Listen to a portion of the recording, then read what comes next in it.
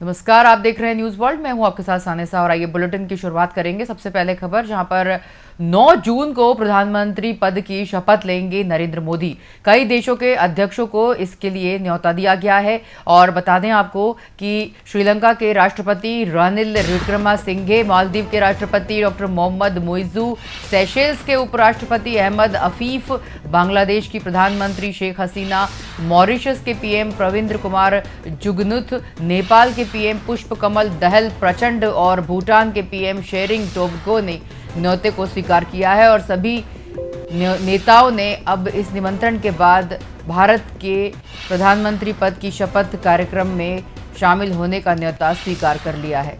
आपको बता दें इस वक्त की खास और अहम खबर।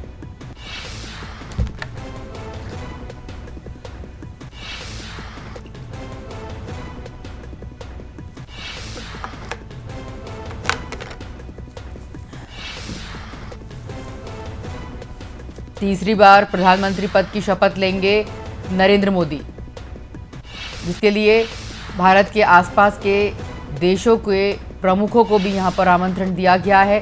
साथ में संसद भवन के जो मजदूर हैं जिन्होंने संसद भवन तैयार किया गया है, उनको भी न्योता दिया गया है। मालदीव के राष्ट्रपति, सेशेल्स के उपराष्ट्रपति, बांग्लादेश की प्रधानमंत्री, सभी इस कार्यक्रम में शिरकत करेंगे। नेपाल के पीएम भी आएंगे।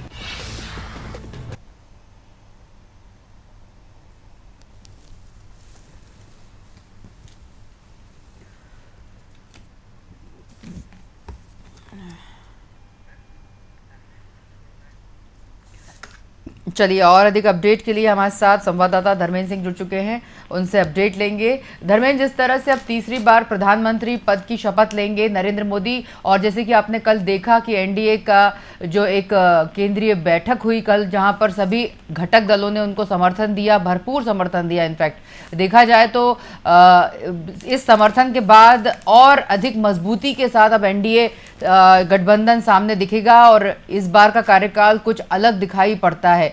तो अब 9 तारीख आने वाली है। 9 तारीख को प्रधानमंत्री पद की तीसरी बार शपथ लेंगे नरेंद्र मोदी। क्या लग रहा है आपको कि इस बार तीसरी बार बनेंगे प्रधानमंत्री, और भारतीय जनता पार्टी के लिए भी गौरव की बात होगी, एनडीए गठबंधन के लिए भी गौरव की बात होगी? किस तरह का ये कार्यकाल 5 साल का नरेंद्र मोदी के लिए अलग होगा पिछले 10 सालों की तुलना में?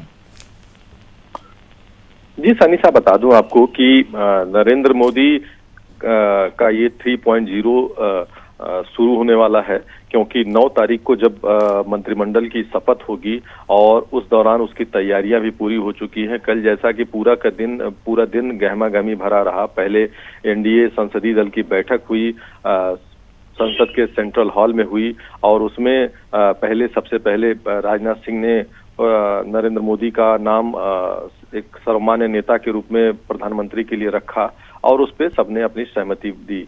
और उसके बाद एनडीए के सांसदों के साथ बैठक हुई, फिर राष्ट्रपति से भी मिलने का कार्यक्रम तय हुआ। राष्ट्रपति ने सरकार बनाने का न्योता दिया, और इसको लेकर पूरा एक कार्यक्रम डिसाइड हो चुका है। 9 तारीख को शाम 6 बजे शपथ ग्रहण प्रोग्राम है। और इसमें जैसा कि बता दूं आपको कि ये चूंकि एनडीए की सरकार है, पिछले 2 बार की सरकार से ये अलग है। हालांकि तब भी एनडीए की सरकार ही थी, लेकिन उसमें ताकत बीजेपी के पास थी। ताकत यूं कहे कि पिछले 2 बार के जो चुनाव थे, दोनों ही बारों के चुनावों में बीजेपी को अपने दम पर पूर्ण बहुमत हासिल हुआ था, और एनडीए के जो घटक दल थे उनकी साथ में जो संख्या थी, वो संख्या जोड़कर देखा जाए तो बीजेपी के पास में ये संख्या 330 या 340 तक थी।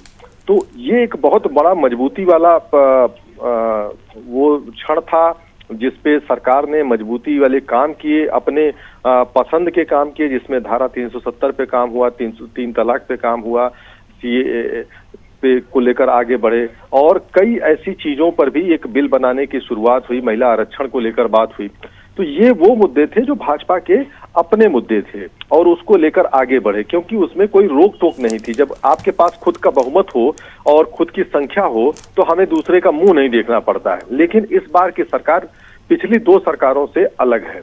अलग ये है कि क्योंकि ये गठबंधन की सरकार है, भाजपा के पास अपना बहुमत नहीं है, संख्या बल नहीं है, तो ऐसे में हमें ये देखना होगा कि कहीं हमारा साथी किसी बात को लेकर नाराज तो नहीं है। अगर हम उसको साथ लेकर नहीं चलेंगे तो शायद वो अपनी नाराजगी को देखते हुए कहीं हमसे अलग हो सकता है। तो वो सरकार, अब गठबंधन की सरकार को देखते हुए मोदी को पल पल फूक फूक कर कदम रखना होगा।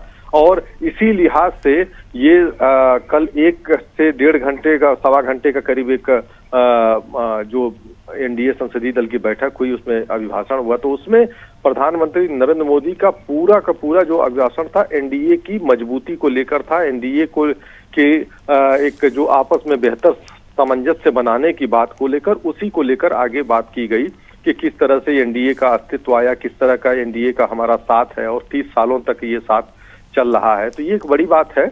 लेकिन इस बार का जो भी एक कार्यक्रम होगा निश्चित तौर पर देश के लिए भी अच्छा होगा, क्योंकि जितने भी घटक दल हैं उन सबकी भी आपस की एक मंशा है कि कहीं देश विकास करे और आपसी एक सामंजस्य से कुछ ऐसे मुद्दों पर भी काम होगी जिसको लेकर आम जन में नाराजगी थी बीजेपी की, चाहे वो अग्निवीर योजना हो, चाहे वो जो सीए एनआरसी का मुद्दा हो या मुस्लिम आरक्षण की बात कही जा रही है। तो इस तरह के मुद्दों पर भी कहीं न कहीं एक सहमति बनाने की कोशिश होगी, तभी आगे जाके बात बन पाएगी। और चूंकि ये जो कार्यक्रम है पूरी तरीके से शपथ ग्रहण का कार्यक्रम को लेकर कई विदेशी जो हमारे अतिथि भी हैं वो भी आएंगे, क्योंकि जो दक्षिण एशिया के जो भी अपने हमारे जो पड़ोसी देश हैं, चाहे उसमें श्रीलंका हो, चाहे उसमें नेपाल हो, चाहे भूटान हो और चाहे बांग्लादेश हो, तो सारे राष्ट्राध्यक्षों को बुलाया गया है, आमंत्रित किया गया है और उन्होंने अब आमंत्रण स्वीकार कर लिया है। तो ये सारे राष्ट्राध्यक्ष भी मौजूद रहेंगे। वहीं नरेंद्र मोदी के तीसरे कार्यकाल के लिए पूरे विश्व से जितने भी बड़े देशों के, चाहे वो बाइडेन हो, अमेरिका के राष्ट्रपति हो, चाहे रसिया के राष्ट्रपति हो, पुतिन हो, तो इन सारे लोगों ने भी बधाई दी है और पूरे देश में फिर एक उम्मीद के साथ देखा जा रहा है, क्योंकि भारत की जो छवि नरेंद्र मोदी ने पिछले 10 सालों में बनाई है, उससे कहीं न कहीं से भारत की एक छवि को लेकर एक मजबूत एक आधार तैयार हुआ है और उसको देखते हुए विश्व में भारत की उस स्थिति को देखा जा रहा है कि नरेंद्र मोदी का रहना कितना जरूरी है। जी सनी साहब, देखिए, जिस तरह से बात चल रही है प्रधानमंत्री पद की और तीसरी बार शपथ लेंगे नरेंद्र मोदी, जैसे कि आपने कल गठबंधन की मीटिंग भी देखी जहां पर बहुत ही मतलब नीतीश कुमार के लिए कहा जाता है कि दल बदलू, और उन्होंने जिस तरह से कल अपने भाषण में समर्थन दिया, नरेंद्र मोदी की तारीफ करी, साथ में चंद्रबाबू नायडू की टीडीपी और नीतीश कुमार की जेडीयू ने अपने अपने राज्यों में देखा जाए तो 16 और 12 सीटें जीतकर जो समर्थन दिया है और जो तारीफ की है। उन्होंने ये भी कहा, नीतीश कुमार ने, आपने सुना होगा कि इस बार जो थोड़ी बहुत सीटें लोगों ने जीत ली हैं उसको भी इस बार दाएं बाएं कर देंगे आने वाले चुनाव में। ये बात नीतीश कुमार ने कही और प्रधानमंत्री बनने पर बधाई दी। भारी समर्थन मिला है नरेंद्र मोदी को उनके गठबंधन की ओर से। ये पहले कयास लगाए जा रहे थे धर्मेंद्र की इस बार टफ होगा गठबंधन में, हो सकता है नीतीश कुमार फिर से दल बदल दे, उनकी छवि ऐसी ही है, दल बदलू।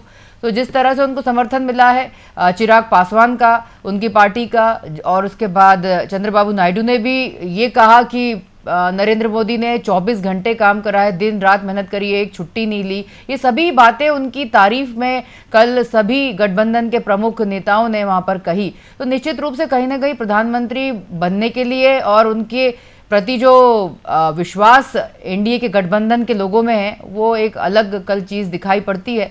साथ में कल जब शपथ ले रहे हैं बांग्लादेश की प्रधानमंत्री भी आ रही है, नेपाल प्रमुख आ रहे हैं, मालदीव्स के प्रमुख आ रहे हैं, जिस तरह से, और साथ में संसद को बनाने वाले मजदूरों को भी आमंत्रण दिया गया है। धर्मेंद्र, आपसे ये जानना चाहेंगे कि जो नवनिर्वाचित सांसद हैं उनकी शपथ और प्रधानमंत्री पद की शपथ, इनमें क्या मतलब कैसे होगा? पहले प्रधानमंत्री पद की शपथ के बाद सांसदों की शपथ ग्रहण समारोह कब होगा, और जो मंत्रिमंडल का विस्तार होगा उसके लिए क्या अपडेट है?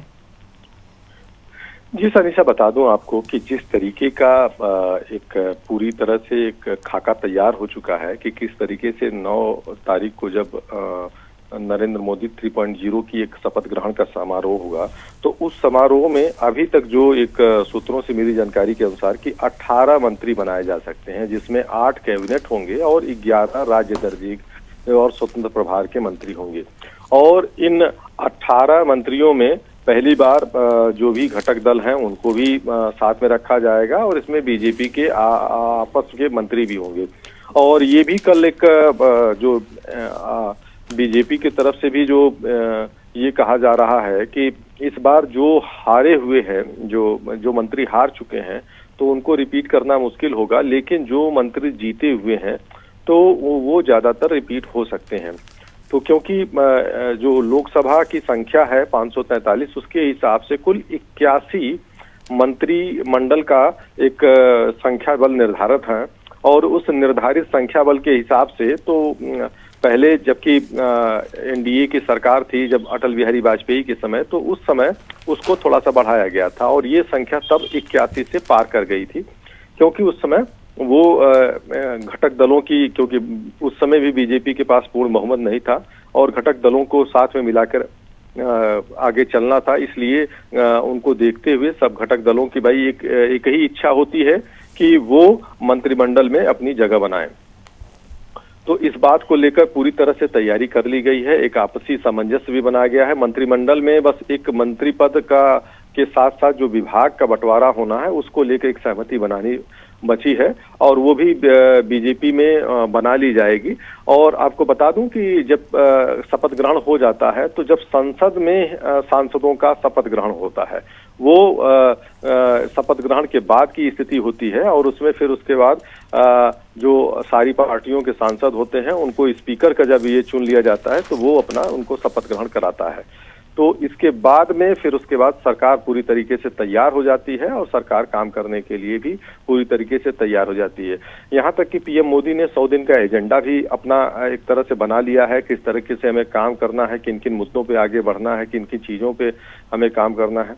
तो ये एक बड़ा मैसेज है और ये मैसेज भारत ही नहीं, इंडी गठबंधन के लिए नहीं बल्कि पूरे विश्व के लिए दिया है। और यहाँ तक कि कल जब नरेंद्र मोदी का एक अभिभाषण हो रहा था तो उस पे उन्होंने कम से कम विपक्षी दलों को भी जम के घेरा है, जम के सुनाया है, ईवीएम को लेकर सुनाया है, उनकी मंशा को लेकर सुनाया। यहाँ तक कि कांग्रेस को भी कहा कि कांग्रेस पिछले 3 चुनावों में उतनी सीट भी नहीं जीत पाई है जितनी बीजेपी ने अकेले इस बार 240 की सीट जीती है। तो ये कांग्रेस के लिए भी एक बड़ा झटका रहा है, क्योंकि सही में पिछले 2 चुनावों से कांग्रेस की स्थिति ये थी कि किसी में 44 सीट मिल रही, किसी में 56 और इस बार 99, मतलब 3 अंकों में अभी कांग्रेस नहीं पहुंच चुकी है। तो ये कांग्रेस के लिए भी एक बड़ी सोचने की बात है। आज कांग्रेस की तरफ से भी CWC की बैठक है और उसमें उनको लेकर एक मंथन किया जाएगा, जहां हार हुई है उस पर भी मंथन होगा। जी सनीचा, बहुत शुक्रिया धर्मेंद्र इस तमाम जानकारी के लिए। बता दें कि प्रधानमंत्री पद की शपथ लेंगे नरेंद्र मोदी 9 तारीख को और कई महत्वपूर्ण खास मेहमानों को इसमें शामिल होने का न्योता दिया गया है। नेपाल के पीएम, भूटान के पीएम, मॉरिशस के पीएम, बांग्लादेश की प्रधानमंत्री और सेशल्स के उपराष्ट्रपति, मालदीव के राष्ट्रपति, श्रीलंका के राष्ट्रपति, साथ में मजदूर जिन्होंने संसद भवन को बनाया है, इन सभी को न्योता दिया गया है। प्रधानमंत्री पद की शपथ लेंगे तीसरी बार नरेंद्र मोदी।